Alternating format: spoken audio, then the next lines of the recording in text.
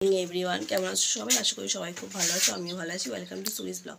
তো দেখতেই পাচ্ছ আমি এখন সকাল সকাল রেডি হয়ে নিয়েছি, যাচ্ছি বাবিনকে স্কুলে ছাড়তে, যেহেতু বাবিনের আজকের থেকে এক্সাম, সেই জন্য আমিও যাচ্ছি ওর সাথে। তো চলো বাবিনকে স্কুলে ছেড়ে আসি। ভালো করে এক্সাম দেবে তো? চেষ্টা করবো ভালো করে এক্সাম দেবে। চলো। নেই তোমরা কি সবাই চলে আসবে? হ্যাঁ,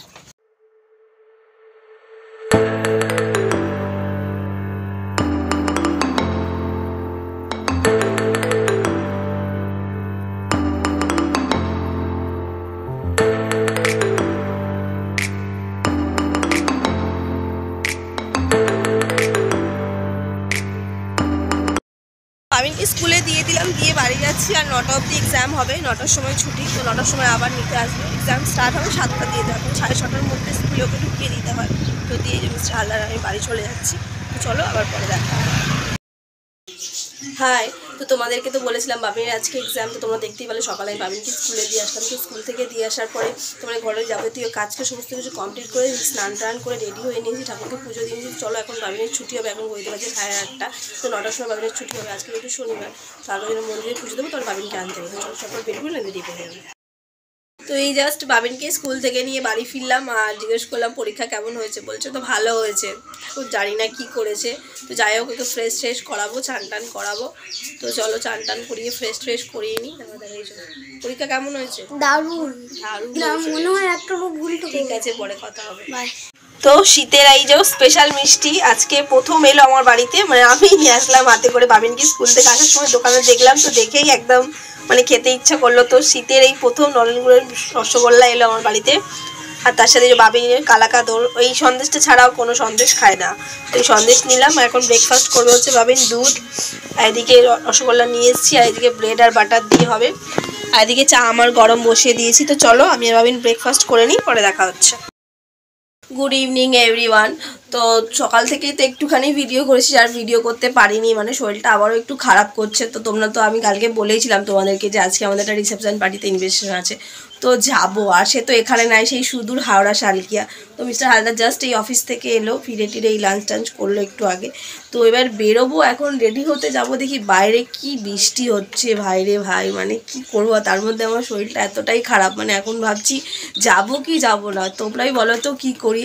আর আমি মোটামুটি রেডি হওয়ার জন্য শাড়ি টাড়ি বের করে রেখেছি, কেন বিয়েবাড়ি মানেই আমার কাছে শাড়ি, সেটা যতই দূরে হোক আর যতই কাছে হোক। তোমাদেরকে বাইরের জাস্ট ওয়েদারটা দেখাচ্ছি, মানে এত বাজে, মানে বিকেলের পর থেকে ওয়েদারটা হয়ে গেছে। তোমরা বুঝতে পারছো বাইরে কিন্তু বৃষ্টি পড়ছে ঝিরঝির করে ক্রমশ, আর কিরম বাজে ওয়েদারটা দেখো হয়েছে।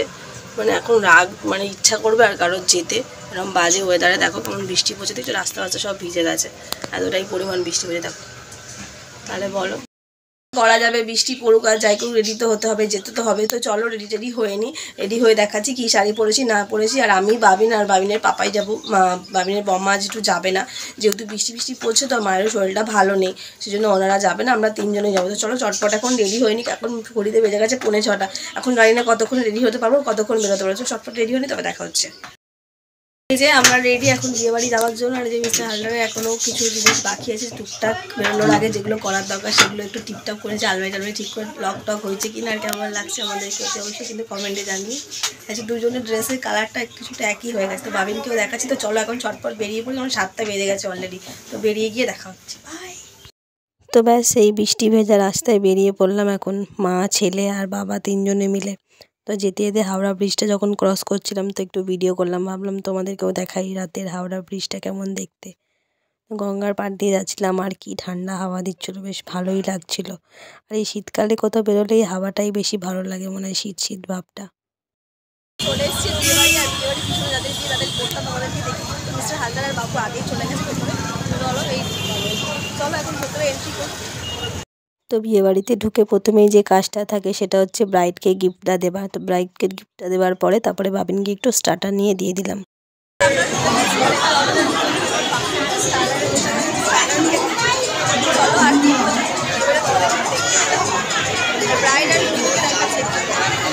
তো এই যে হচ্ছে আমাদের আজকে ব্রাইড অ্যান্ড গ্রুম, আর আজকে ব্রাইডের হচ্ছে বার্থডে ছিল, তো সেই উপলক্ষে তাদের রিসেপশনের দিনেই আর কি বার্থডেটা পড়েছিল, তো জন্য একটা কেক কাটা হলো। এখানে দুজনকে খুব সুন্দর করে কেক খাইয়ে দিচ্ছে, আর সবাই একটু ইয়ার্কিও মারছে যে তোমরা কেকটা খাওয়াচ্ছ না, খেলা করছো নিয়ে।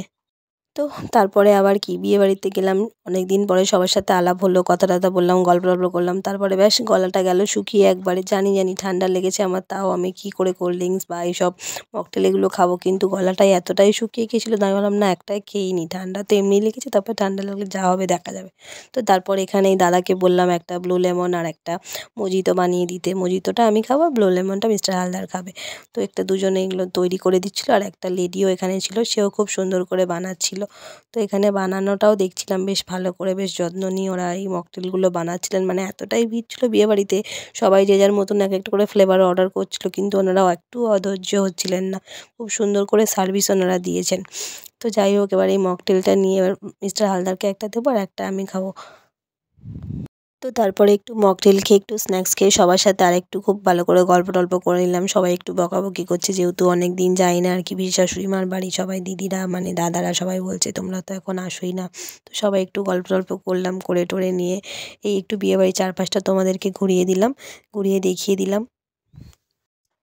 ব্যাস তারপরে আবার কি এবার চলে এলাম আজকে ডিনারের জায়গায়, যেখানে খাওয়া দাওয়ার ব্যবস্থা করা হয়েছিল। আর এসে এখানে স্যালাডের যে সেকশানটা ছিল আমার তো দেখেই খুব ভালো লেগেছিলো, আমি যেহেতু এতগুলো স্যালাড খাই না, আমি খাবও না, তো একটু তোমাদেরকে এগুলো ঘুরিয়ে দেখিয়ে দিলাম, খুব সুন্দর করে আর সাজিয়েছিল ওই জিনিসটা।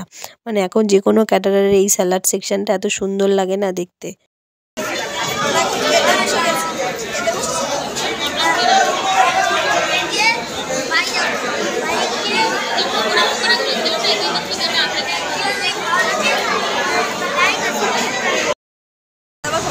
কমপ্লিট হয়ে গেল, দিকে যাওয়ার পালা, তো চলো বাড়িতে গিয়ে তবে দেখা হচ্ছে।